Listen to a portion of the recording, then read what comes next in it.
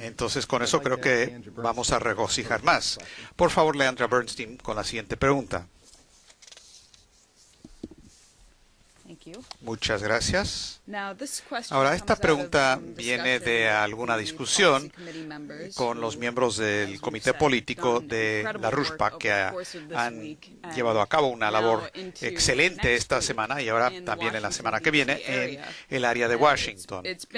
Y ha sido realmente increíble. Hemos tenido más de 40 reuniones programadas en el Congreso. No tenemos el conteo final de interacciones y reuniones improvisadas que se llevaron a cabo en el Congreso para seguir impulsando para que la gente respalde el proyecto de ley de Glass-Steagall y todo el programa de recuperación económica que empieza con el restablecimiento de Glass-Steagall.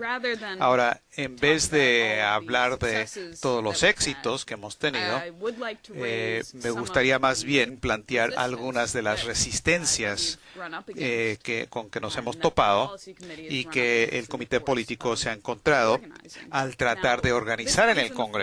Ahora, esto viene en la forma de ciertas líneas en contra de Glass-Steagall que cualquier persona que haya leído los medios de comunicación esta semana con toda seguridad ha visto. Algunas de las líneas son: Glass-Steagall no hubiera parado el crack del 2008. Bear Stearns, Lehman Brothers no tuvieron nada que ver con la banca comercial. Si introducimos la Glass-Steagall, va a hacer que la banca estadounidense sea menos competitiva. La nueva economía es demasiado compleja como para regresar a Glass-Steagall. Wall Street perdería dinero si Glass-Steagall se restablece. Dodd-Frank, hay que darle la oportunidad a Dodd-Frank para que eso funcione. Usted se acaba de referir cómo funcionaría Dodd-Frank. Y luego una línea nueva que es muy interesante es que nunca será aprobado en este Congreso porque Wall Street utilizará mucho dinero y presión para garantizar que no se apruebe en el Congreso. Ahora, todas estas son mentiras descaradas. La última es una amenaza directa, pero las otras son mentiras y su origen está en una sola fuente.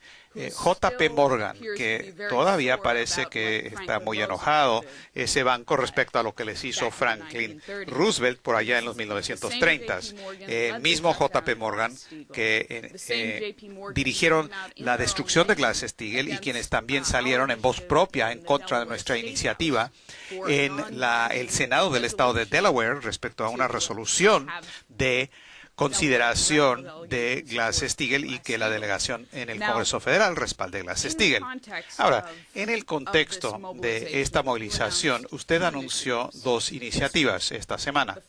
Primera iniciativa, usted planteó la pregunta de quiénes son los dueños de los miembros del Congreso, en particular los miembros que forman parte de la Comisión de Servicios Financieros de la Cámara de Representantes. Y segundo, usted dijo que requerimos una nueva comisión PECORA.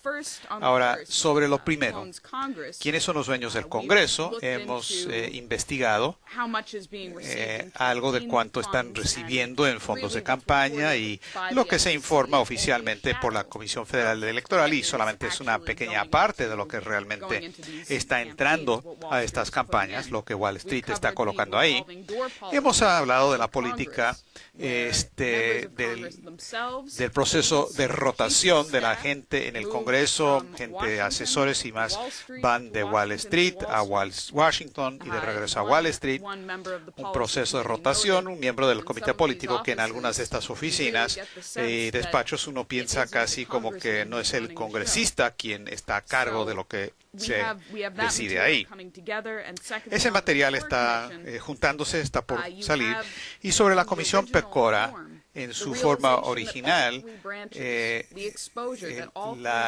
descubrimiento de que las tres ramas del gobierno de Estados Unidos estaban siendo controladas por algo que Ferdinand PECORA dijo y notó que era la fuerza de Wall Street, que era una fuerza tan grande como la del gobierno mismo, y que se habían vuelto tan poderosos estos grupos de banqueros de Wall Street que se consideraban, y otros se consideraban, los intocables.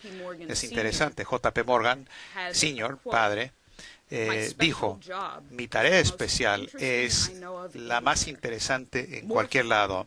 Es más divertido que ser rey, papa o primer ministro en cualquier lado. Nadie me puede sacar del cargo y no tengo que llegar a ningún acuerdo respecto a mis principios. Y eso terminó con la Comisión Pecora y con la aprobación de la ley Glass-Steagall. Y cuando J.P. Morgan Jr., hijo, lo llevaron a la cárcel y su padre, J.P. Morgan, falleció, su muerte, bueno, le echaron la culpa al estrés y la presión de la Comisión Pecora. Entonces, como usted dijo, no es pérdida de nadie importante o de significado. Ahora estamos juntando la información de quiénes serían los blancos objetivos de una nueva Comisión Pecora. Los bancos, las instituciones que hay que investigar para llegar a los verdaderos criminales, que son los responsables y tienen que responder y tienen que, por lo tanto, ir a las cárceles de Estados Unidos, como la cárcel de Sing Sing. Entonces, por favor, queremos que usted se explaye un poco más sobre esas dos iniciativas y cómo lo hacemos en las próximas semanas. A veces es difícil explicar estas cosas, pero creo que podemos hacer algo de eso aquí. El punto es que no hay posibilidad, de hecho, no hay posibilidad de que el rescate de Wall Street pueda ser un rescate exitoso. El único objetivo involucrado aquí es el siguiente objetivo, como dije antes. Quieren causar una derrota de Glass-Steagall, número uno, y con esa derrota quiere decir que no hay remedio legal para defender a la gente de Estados Unidos en contra de Wall Street. En ese momento, Wall Street y sus equivalentes en Europa luego simplemente harían lo obvio, ya que no hay manera en que puedan pagar sus deudas actuales, las deudas de Wall Street y otras deudas parecidas. Luego entonces lo único que pasaría es que Wall Street y compañía simplemente van a incumplir en sus obligaciones. Ahora, ese incumplimiento en sus obligaciones significaría que se vaciarían todos los bancos y significaría condenar a la mayoría de la población a morir de hambre, a la hambruna. Y eso no es exageración, esa es la situación exacta. Porque no hay manera, si uno toma la magnitud de la deuda que Wall Street y sus socios en el transatlántico no tienen crédito disponible para ellos mismos.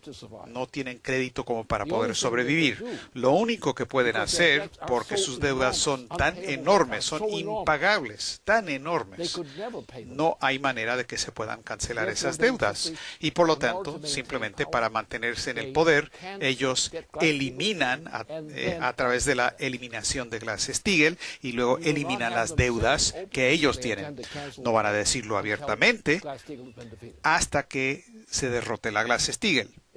Si no se derrota Glass-Steagall, ellos ya llegaron a su fin. Ahora, ¿qué es la consecuencia de eso? Ahora, la mayoría de la gente no entiende estas cosas, pero creo que las próximas 2 semanas, según entiendo, si nosotros seguimos haciendo lo que estamos haciendo y otra gente se junta a ese esfuerzo, yo creo que podemos ganar esta batalla. Yo creo, por lo que hemos visto, como la curva alineal ascendente de nuestros esfuerzos, y eso nos indica que si seguimos en esta dirección, Wall Street se acabó. Wall Street habrá muerto. Y eso no va a ser nada sino una gran bendición. Porque luego, ¿qué pasa? Pasaremos por otra operación que no se entiende mucho. ¿Cuál es la implicación de Glass-Steagall? ¿Qué pasa en un caso como este con Glass-Steagall y cómo responde Glass-Steagall? Bueno, el gobierno federal se regresa a la Constitución original de Estados Unidos, la Constitución Federal, que es un sistema de crédito y, por lo tanto, el gobierno federal asumirá la responsabilidad de crear una fuente de crédito para promover el empleo pleno y otros grandes beneficios al pueblo de Estados Unidos. Y eso funcionará.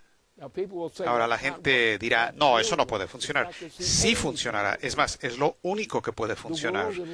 El mundo en general, la región del transatlántico en particular, ya está en una bancarrota irremediable. Lo único que se espera es que eso se realice, que se efectúe. Lo único que mantiene esto todavía vivo es que se está posponiendo la realidad. Y en las próximas 2 semanas, esa realidad se va a afirmar, presionando sobre la situación. Ahora, la diferencia es la siguiente. Estos tipos de Wall Street, estos payasos y ladrones, lo que ellos hacen es que ellos crean la idea de un sistema que es un sistema de crédito a la de ellos. Ellos inventan su crédito que ellos mismos se autoadministran. Pero con nosotros, es decir, con la tradición de Estados Unidos, que es la tradición de Glass-Steagall, entonces tenemos un sistema de crédito diferente. El nuestro no hay gran crecimiento de la deuda. Ponemos más bien a la gente a trabajar emitiendo crédito productivo y eso conduce al aumento de la productividad que a la larga pagará esos créditos. Entonces tenemos que volver a emplear a la gente en verdadera producción. Y tan pronto como se pueda, y proteger la atención médica y las otras cosas de nuestros ciudadanos. Y si podemos hacer eso, podremos restablecer la confianza de los ciudadanos consigo mismos. Porque ellos mismos, el propio ciudadano no tiene confianza en sí mismo. Porque miren lo que nos ha pasado. Él no tiene empleo verdadero ahora. Si tiene empleo, no le puede dar de comer a sus hijos y a él también. Todo lo que existe ahí se está perdiendo. Se les ha quitado cualquier posibilidad de producir. El suministro de alimentos es totalmente inadecuado. La población actual no puede vivir con el flujo actual de alimentos bajo las actuales condiciones. Glass-Steagall, con eso sí lo podemos hacer, aunque va a ser difícil. Pero lo vamos a hacer y se puede hacer porque se tiene que hacer. Tenemos que defender a los ciudadanos nuestros. Y hemos llegado al momento en que esta es la respuesta. Y lo que ha pasado con los Bush y otros tipos, eso hay que pararlo. Desde Prescott Bush hasta hoy. El Prescott Bush que financió a Hitler y luego sus hijos y sus nietos. Ese grupo se acabó, los expulsamos.